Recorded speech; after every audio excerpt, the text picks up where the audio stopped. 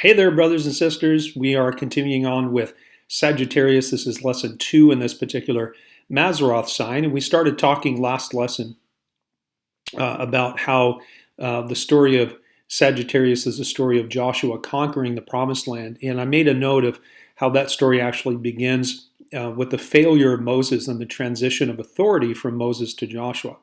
And I also pointed out as we went through the different stories, ending in the story of Libra and transitioning into Sagittarius, that neither Miriam nor Aaron nor Moses were allowed to enter into the promised land because they too, in their own personal Kadesh Barnea moments, failed to obey God. Aaron and Miriam challenged Moses' authority, and they wanted to have some of that authority for themselves.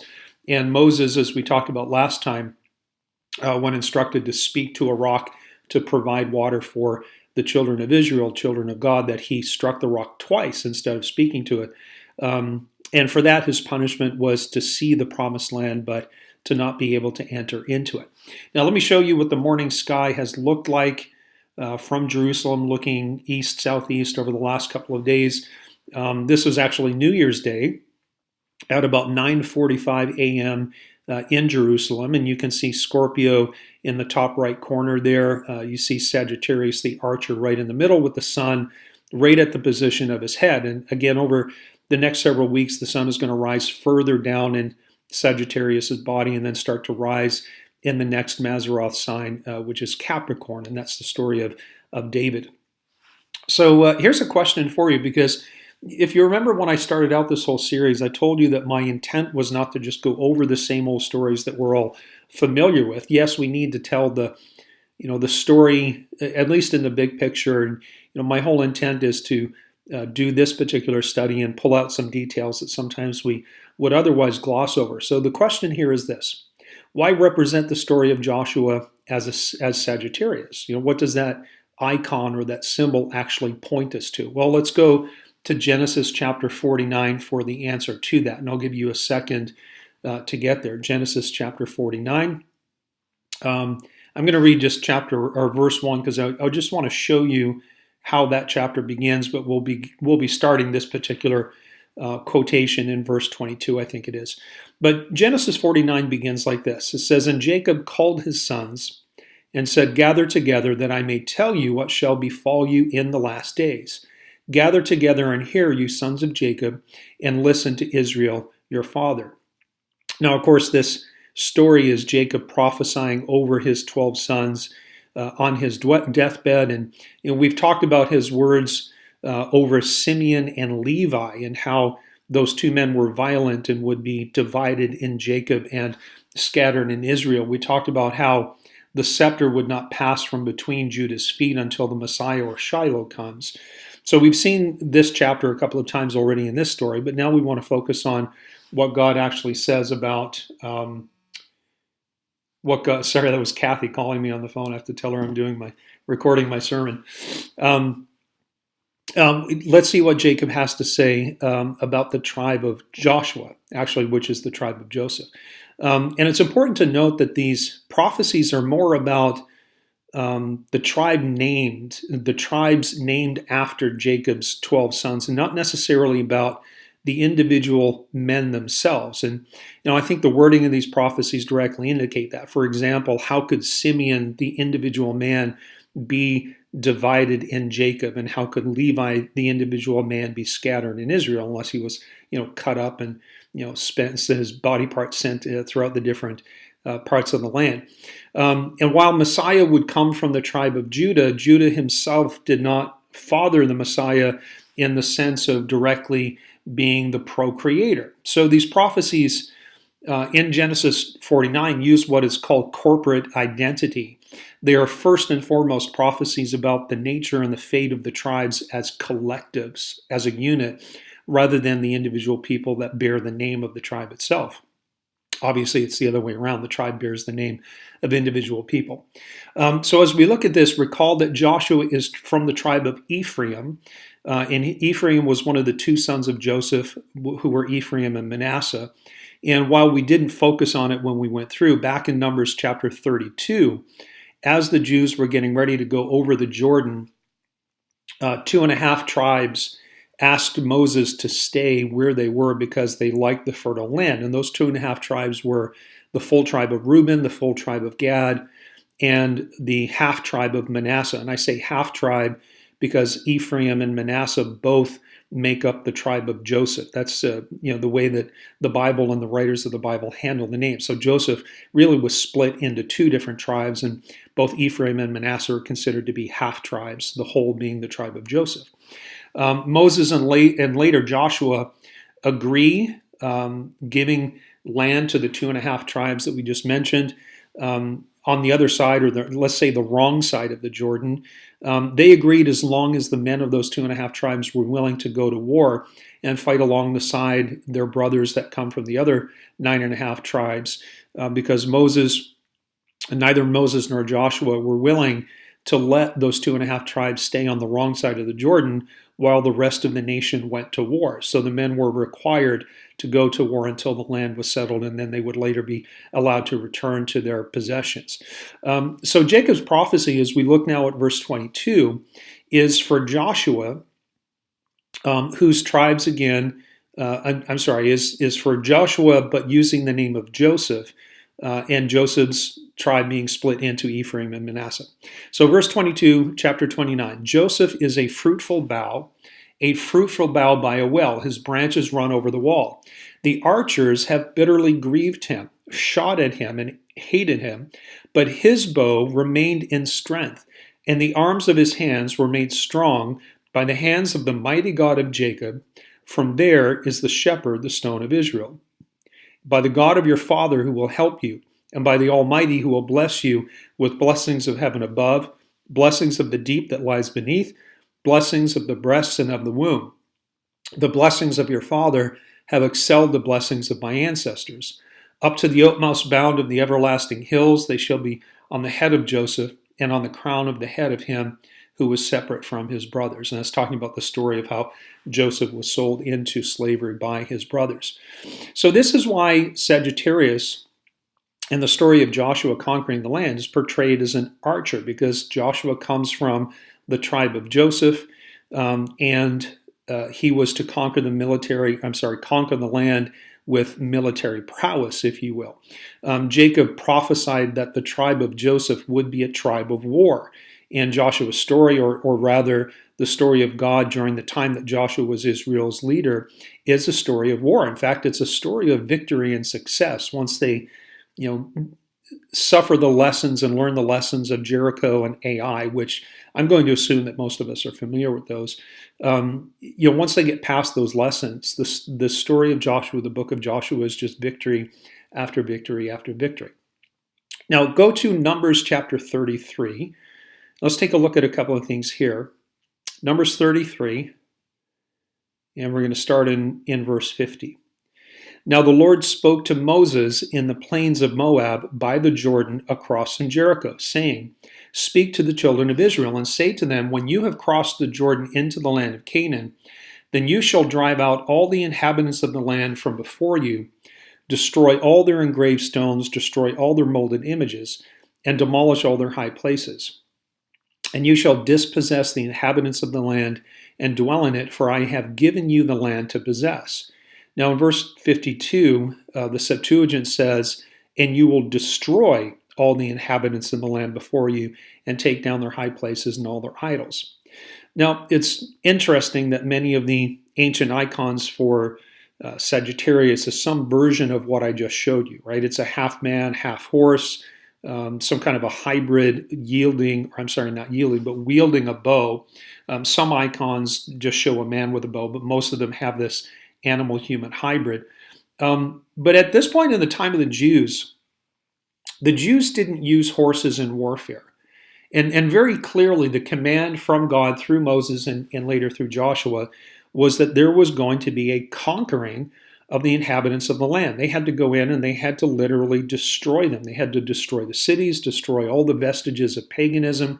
They were to cleanse the land, so to speak, so that they could use the land for the purpose that God had determined. And one of the problems was that the people that they were going up with or up against in some cases were quite numerous. Not that the Jews weren't, right? We've talked before about how they had 600,000 people. But let me go back to this idea of the icon and why an archer. I mentioned just a second ago that the Jews didn't use horses in warfare. And in fact, I was thinking about this as I was going through this particular study. You go back over the story of the Exodus and how the Jews crossed the Red Sea and God caused the seas to close over Pharaoh's army. All the horses and all the chariots were lost. And I'm sure that God could have found another way to separate the soldiers from their weapons and their machines of war, including the horses and the chariots, and then give that to the Jews so that they could have the advantage of that particular technology. But he didn't do that. He destroyed the soldiers as well as the animals as well as the chariots themselves. And I think there was a reason for that I'll get to coming up here in a second.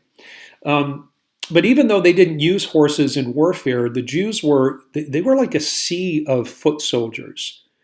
And again, remember from a military perspective, they had 600,000 warriors, and that's quite a large number. Now, that doesn't mean that in every battle that the Jews fought that they deployed the entirety of the 600,000 people. In fact, in some of the stories that you see in the book of Joshua, it talks about how they, in one case, they sent 1,000 people from each tribe. So they only sent 12,000 men to war. And so I think part of what Joshua was commanded to do was, to only send select people, right? Only enough to perhaps ensure the victory and not necessarily too many. Because certainly if they had deployed 600,000 people, they could have overwhelmed many just in their own strength. And I think that's the key that we're starting to see, or that at least I'm starting to see in some of these stories, was the way that God deployed Joshua and the army of Israel against the enemies was in a way that made sure that they had to rely on God. And we certainly see that played out in the stories of Jericho as well as the story of Ai. But while the Jews didn't use horses, up until the time of Solomon and the divided kingdom, and this has been identified. I found an article from Biblical Archaeology Review, and that was I think it was from 2012, and it kind of tracked the history of Jewish warfare, and they didn't see the use of horses and that kind of stuff in Israel, within the Israeli army, until the time just after the time of Solomon, when the kingdom was divided. And this was, some 400 or so years after the time period that we're talking about with Joshua.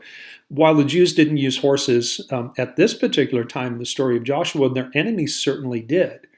And we'll see this later in the account of Joshua as he goes against the kings of the northern region of Canaan.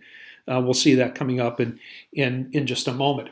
So let me do this. What I want to do over the next, probably 2 lessons is do a chapter by chapter review of Joshua and bring us up to the time of the judges of Israel. And again, look at things from an atypical standpoint, not just focusing on the story of Jericho and Ai, but looking throughout that entire period and mining some of those nuggets that we've already discovered as we've gone through this. Let's start with Joshua 1, verse 1. This is basically Joshua's commission and the conditions that God places on the Israelites as they're getting ready to go into the land. So Joshua 1:1 says, after the death of Moses, the servant of the Lord, it came to pass that the Lord spoke to Joshua, the son of Nun, Moses' assistant, saying, Moses, my servant, is dead. Now therefore arise, go over this Jordan, you and all this people, to the land which I am giving to them, the children of Israel. Every place that the sole of your foot will tread upon I have given you, as I said to Moses. From the wilderness and this Lebanon, as far as the great river, the river Euphrates, all the land of the Hittites to the great sea toward the going down of the sun shall be your territory. No man shall be able to stand you before all the days of your life. As I was with Moses, so I will be with you. I will not leave you nor forsake you. Be strong and of good courage. And you see that phrase several times in the early chapters. In fact, you see it right at the end of Numbers. Moses says this to Joshua. God says it to Joshua, be strong and of good courage. I think it's funny that the Septuagint translate this, be strong and be manly. I think that's an interesting way to word that. But be strong and be of good courage, for to this people you shall divide as an inheritance the land which I swore to their fathers to give them. Only be strong and very courageous, that you may observe to do according to all the law which Moses my servant commanded you. Do not turn from it to the right hand or to the left, that you may prosper wherever you go. This book of the law shall not depart from your mouth. Now remember we talked about in the early to mid chapters of Exodus, it was apparent that Moses began to write down the commandments that God gave him. And it wasn't just, this is apart from the 10 Commandments written on the tablets of stone. This was the book of the law, which later would be known as the Torah. This book of the law shall not depart from your mouth, but you shall meditate in it day and night, that you may observe to do according to all that was written in it. For then you will make your way prosperous, and then you will have good success. Have I not commanded you? Be strong and of good courage. Do not be afraid, nor be dismayed, for the Lord your God is with you wherever you go. Now, there's a couple of things to make sure that we know here. First of all, in verse 5, you remember when God was so angry with the Jews under Moses' leadership that he said he wouldn't go with them lest he destroy them because of their stubbornness. And he said that he would send his messenger. But then Moses got him to relent. He's like, you haven't told me who's going with us, and please don't send us out if you're not going to be with us. So Moses got God to relent, and God said that he would go with them personally into the promised land. And God is reiterating this to Joshua. He says it a couple of times.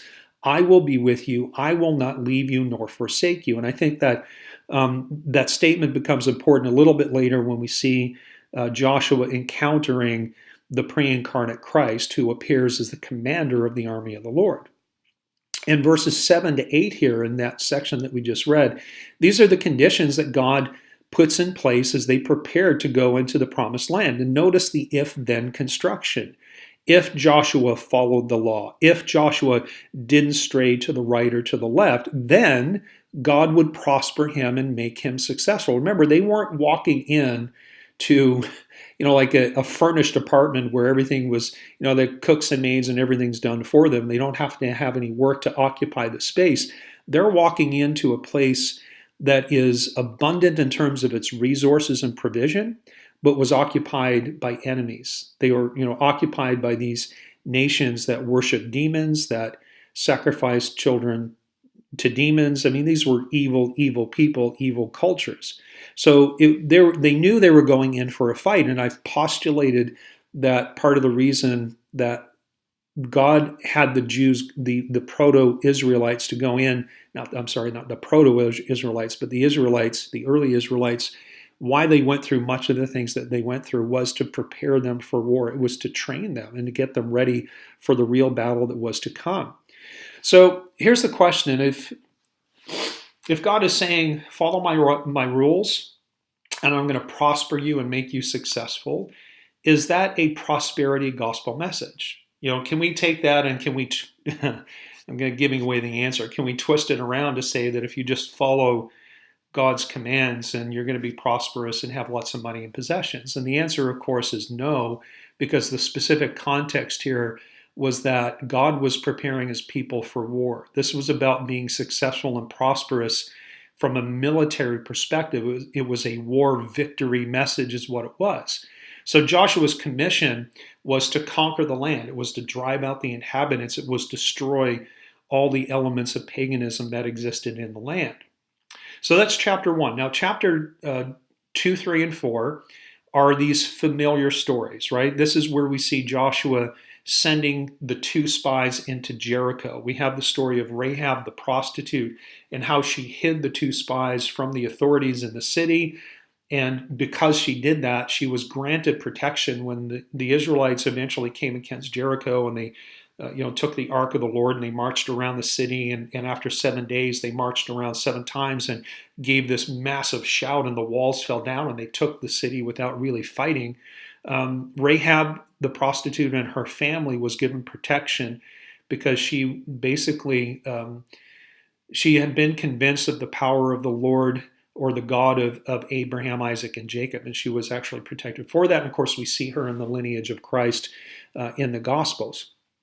Also in these chapters 2, 3, and 4, God speaks to Joshua and tells him to have the priests step into the Jordan River ahead of the people. This is right when they're getting ready to cross the Jordan.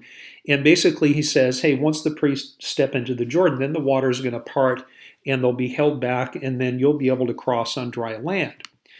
Let me just show you this in Joshua 3:15. If you want to just flip there for a second, it says that the waters, once the priests stepped into the water, that the waters stood still as far upriver as the city of Adam, which is about 20 miles north of where they actually crossed over. So if you take a look at the map that I have on the screen there, down in the bottom right-hand corner, you can see a little arrow and a box pointing to where they crossed over the Jordan, which is pretty much next to or directly across from the area of Jericho. And just above that, there's another box that said the Jordan dried up as far as the city of Adam. And if you look at the scale that I have there, it's about a 20-mile trek. So it's not like the waters just parted and God created a small space for these people to cross over. God created a 20-mile gap in the water and created a dry riverbed that the people could cross over. And if you remember, how many people were there? There were millions, a couple million people at least at this point, right? So in this sequence of chapters 2, 3, and 4, we see the priest stepping into the water, we see the water parting, and we see this massive gap for people to cross. If you read chapters 3 and 4 carefully, here's what you see, because it's not, I think if you just do the cursory reading, which most people do, you just kind of go, oh yeah, well, they crossed the river and it was kind of like the Red Sea, but there's a little bit more detail that we might want to tease out there. So here's what you see when you read through chapters 3 and 4. First of all, God commanded the priests to go ahead of the people with the ark and to actually stand in the dry riverbed. So it's not that the priests crossed over the river and then everyone followed them. The priests stepped into the river. They were carrying the ark. The waters parted and created this 20-mile gap of dry land. And then the priest with the ark stayed in the riverbed while these couple of million of people crossed over. The people themselves initially were told to stay back 2,000 cubits. Right when God sent the ark and the priests forward, the people had to stay back 2,000 cubits, which is about 1,000 feet, and that's a little bit over half a mile. Then the people cross over the Jordan in this 20-mile dry riverbed space, while the priests remain in the riverbed itself, and the ark is still there as well. Now, after the people cross over, and that would have taken some time for a couple of million people to do that, then God instructs Joshua to have the 12 tribal leaders select 12 stones from the riverbed and finish crossing over themselves. The people have already crossed over, so the priests and the ark go first. They stand in the dry riverbed 20 miles across, then all the people cross, and then finally, when the priests are ready and the tribal leaders ready, they are told to pick up these 12 stones and then carry them across.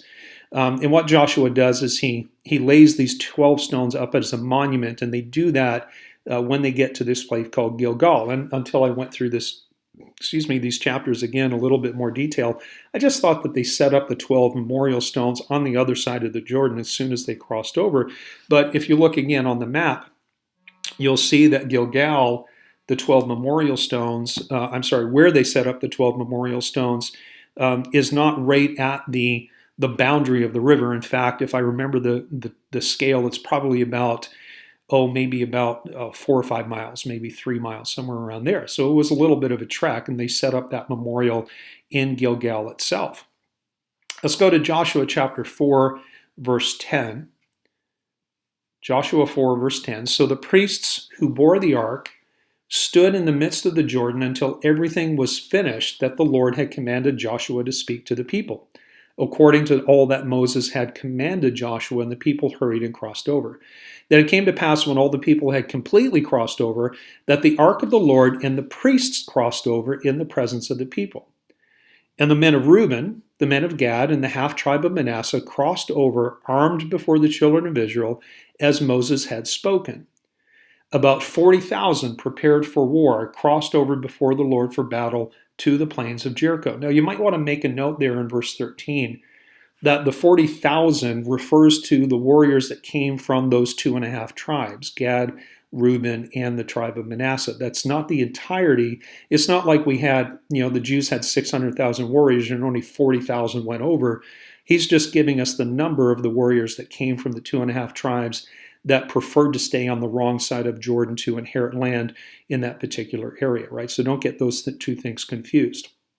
Verse 14, on that day the Lord exalted Joshua in the sight of all Israel, and they feared him as they had feared Moses all the days of his life.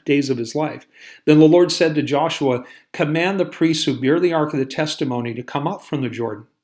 Joshua therefore commanded the priests, saying, come up from the Jordan. And it came to pass, when the priests who bore the ark of the covenant of the Lord had come from the midst of the Jordan, and the soles of the priests' feet touched the dry land, that the waters of the Jordan returned to their place and overflowed all its banks as before. Now the people came up from the Jordan on the 10th day of the first month, and they camped in Gilgal on the east border of Jericho. And those 12 stones which they took out of the Jordan, Joshua set up in Gilgal, as we just had mentioned in a moment ago. Now everything here centers on the ark, right, which symbolizes the presence of the Lord. And that makes sense, or should, because after all, he did promise to go before them. As soon as the people were across and the priests had gathered their stones, as soon as their feet hit the dry ground, the Jordan started to flow again. And that would have been a spectacular sight, because the river had been backed up like 20 miles or so. Can you imagine the force of that water? Once God removed the restraining force that kept the water separate and created that 20-mile space, can you imagine the power and the force of that water finally rushing back to its normal resting place? It was another miracle. It was spectacular and magnificent. And I think the intent of which, at least partly, was to establish without any doubt whatsoever that God was with Moses just like was with Joshua just like he was with Moses. And it says just a few verses ago that they feared Joshua just like they did Moses. So what we're seeing is a repeat of the pattern of things of the first generation that came out of Egypt, all the way down to the time of the year. It was the 10th of Nisan, which is literally only 4 days before they were to celebrate the Passover. So they came out of Egypt at the Passover, and they're going into the Promised Land, like 41 years later. Right? In fact, this would be the first Passover that they celebrated in the Promised Land. Go forward to Joshua 5, verse 8. Joshua 5, verse 8. In preparation for the battle coming up against Jericho, before God commanded the men to go against Jericho, he commanded Joshua to have all the men circumcised. Joshua 5, I'm actually going to pick it up in verse 2 here. At that time the Lord said to Joshua, make flint knives for yourselves and circumcise the sons of Israel again the second time. The story here is that the male children that were born in the wilderness during the wandering years had not been circumcised. And there's an interesting note in verse 6. Joshua 5:6 says, for the children of Israel walked 40 years in the wilderness till all the people who were men of war who came out of Egypt were consumed because they did not obey the voice of the Lord. Now, notice that it says, till all the people who were men of war were consumed. So this might mean, maybe one of a couple of different things. If we take it in a very literal sense, it might mean that the women of the first generation survived, right? Because it does say specifically, till all the people who were men of war who came out of Egypt were consumed. So maybe the women survived. Or, in keeping with the way that the Jews kept their census data, they counted the men of military age, and that typically included, or that did include, their families, their wives, as well as their unmarried adult children, because if you have an adult child who's married, they would be considered on their own. And if it's the second, if it's in keeping with how the Jews kept their census data, certainly it would mean that all the adults of the first generation would have perished. So, we're not really told specifically. I think the languaging maybe opens a possibility that the women of the first generation had survived, maybe up to some interpretation. Either way, we know that by the time that the Jews get to crossing the Jordan under Joshua, they still have probably 2.5 million people or so, right? Because they have about 600,000 warriors based on the census data. Now, again, I'm not sure that we can distinguish which, but it's an interesting note. Let's pick up in verse 8 here. So it was when they had finished circumcising all the people that they stayed in their places in the camp till they were healed. Then the Lord said to Joshua, "This day I have rolled away the reproach of Egypt from you." Therefore, the name of this place is called Gilgal to this day, and that word just simply means reproach. Now the children of Israel camped in Gilgal and kept the Passover on the 14th day of the month at twilight on the plains of Jericho. And they ate of the produce of the land on the day after the Passover, unleavened bread and parched grain on the very same day. Then the manna ceased on the day after they had eaten the produce of the land. And the children of Israel no longer had manna, but they ate the food of the land of Canaan that year. And I think that's a good reminder for us that, what kind of conditions were they in as they wandered through the wilderness for those 40 years? They were still eating manna. God was still providing for them. Now, if we go by the numbers given in the Hebrew Old Testament, the Jews crossed the Jordan 41 years almost to the day after they left Egypt in the Passover. And this region where they crossed over and where they set up the stones in Gilgal has biblical significance for reasons other than this particular story in Joshua. Go to 2 Kings chapter 2. 2 Kings 2. Now this is a little more than 100 years after Solomon and after the kingdom had divided. This is during the time of the prophet Elijah.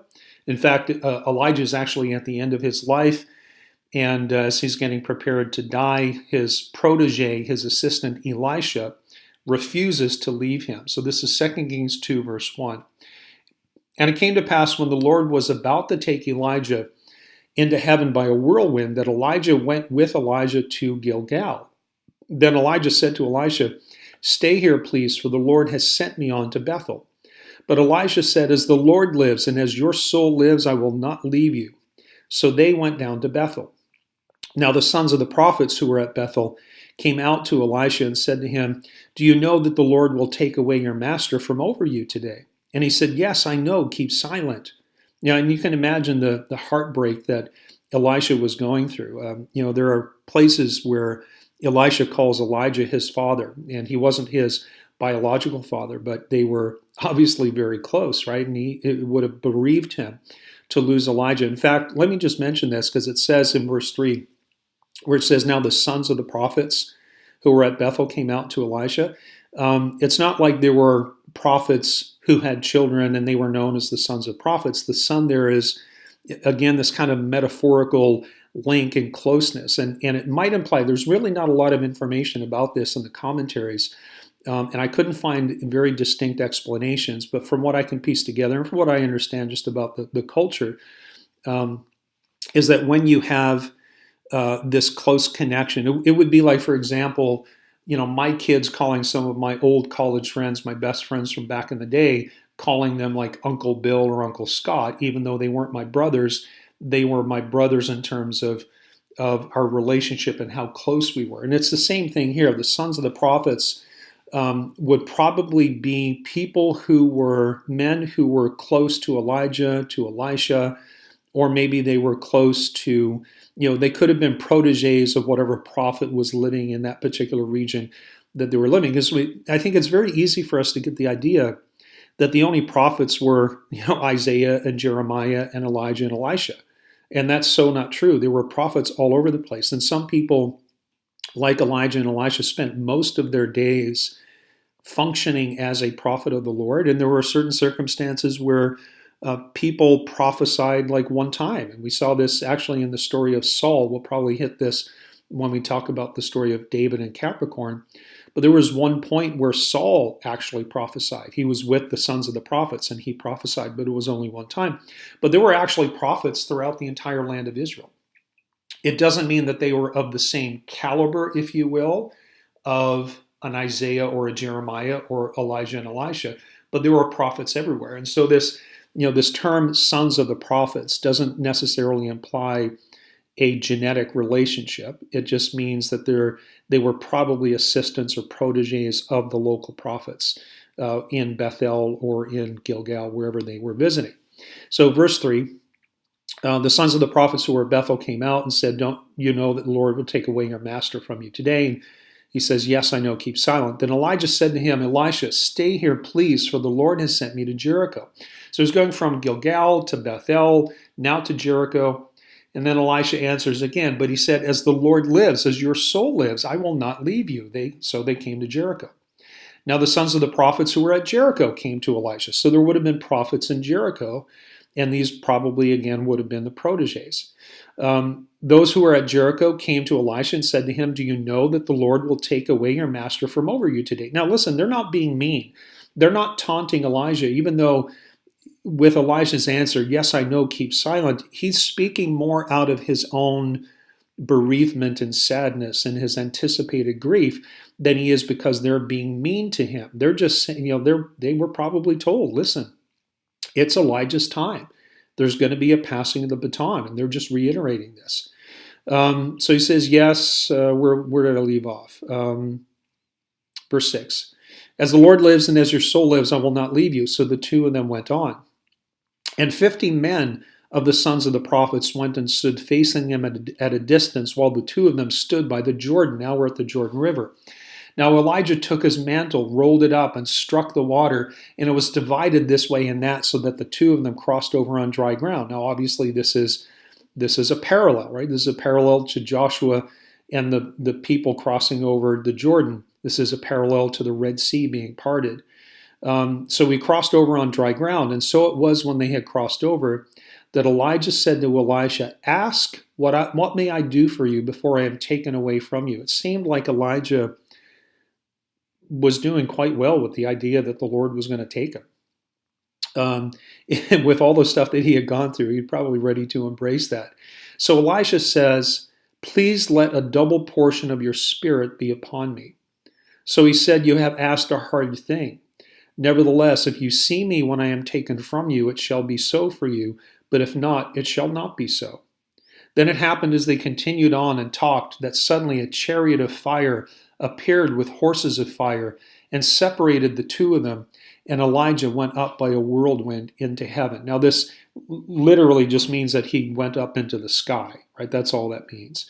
And Elisha saw it, and he cried out, and here it is, my father, the chariot of Israel and its horsemen. So he saw him no more, and he took hold of his own clothes and tore them into two pieces. He also took up the mantle or the cloak of Elijah that had fallen from him and went back and stood by the bank of the Jordan. And I think that this is where the phrase like taking up the mantle or taking on the mantle, it's coming from this biblical imagery. Then he took the mantle of Elijah that had fallen from him and struck the water and said, where is the Lord God of Elijah?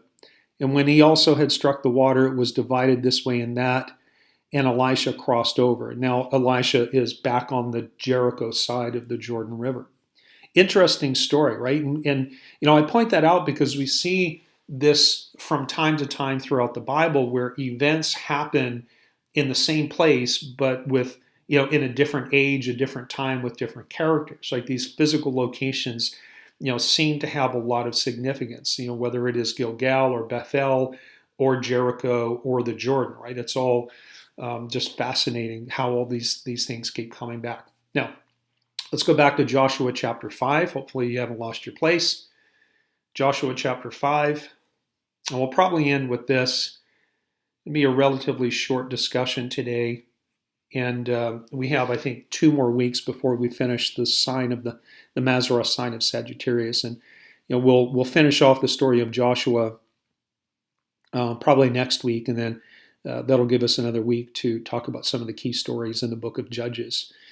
So Joshua chapter 5, this is where Joshua meets the angel of the Lord. Now, we have gone through this in other discussions, and I'm not going to go through the details here, but there are many instances where the angel of the Lord, the context is very clear that this is the pre-incarnate Christ. He's showing up as the angel or the messenger of the Lord. And the word angel, of course, in the English translations, just a transliteration of the Greek angelos, which simply means messenger. And it can be a human messenger, it can be one of these celestial beings, what we typically call angels, angelic beings who are created beings that serve God, some of whom, of course, rebelled. But Joshua 5:13, and it came to pass when Joshua was by Jericho, that he lifted his eyes and looked, and behold, a man stood opposite him with his sword drawn in his hand. And Joshua went to him and said to him, Are you for us or for our adversaries? So he said, No, but as commander of the army of the Lord I have now come. And notice this, and Joshua fell on his face to the earth and worshipped, and said to him, What does my Lord say to his servant? Now we've seen in other places where someone may bow down out of respect, but respect and worship are two different things. If we look at some of the instances of the Apostle John as he writes and recounts his experiences in the book of Revelation, there was one or two times where he bowed down in front of an angel, and the angel told him, No, stand up. I'm just like you. I worship the one true God just like you do. Right? So the fact that this angel of the Lord didn't correct him, and he received his worship, plus what we'll see here in a second, again, strongly implies that this angel, this messenger of the Lord, this commander of the army of the Lord, is the pre-incarnate Christ himself. Then the commander of the Lord's army said to Joshua, Take your sandal off your foot, for the place where you stand is holy. And Joshua did so. Now, of course, this is a direct parallel and statement that reminds us of Moses and his experience at the burning bush when God first commissioned Moses to go back to release Israel, talk to Pharaoh and convince him to release Israel. He said the very same thing, right? Take the sandals from off your feet, for the land on which you stand is holy. And Moses did it, and Joshua did it as well.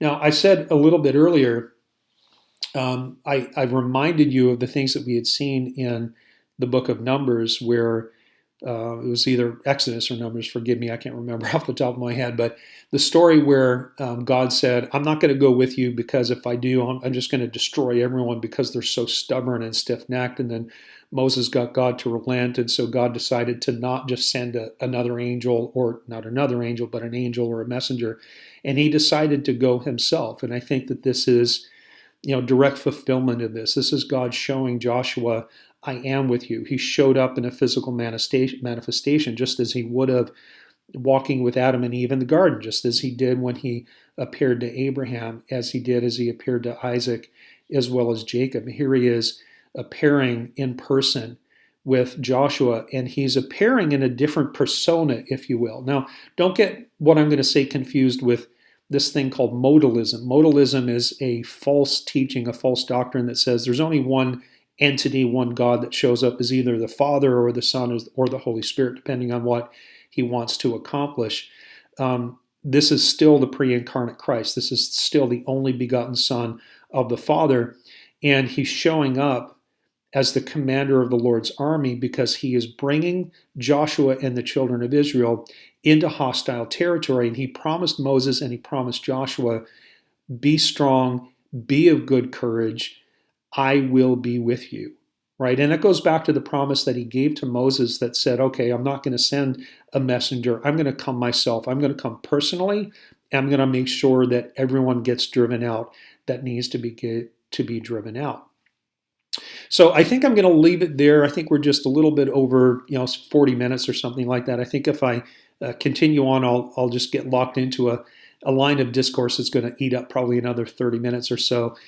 So we'll call it there today. The next time we meet, we'll go through again the remainder of Joshua, and then we'll talk the week after that about the book of Judges in preparation to talk about Capricorn and David and the divided kingdom eventually. So God bless you. I'll see you soon. We'll talk when I get there. Take care. Bye now.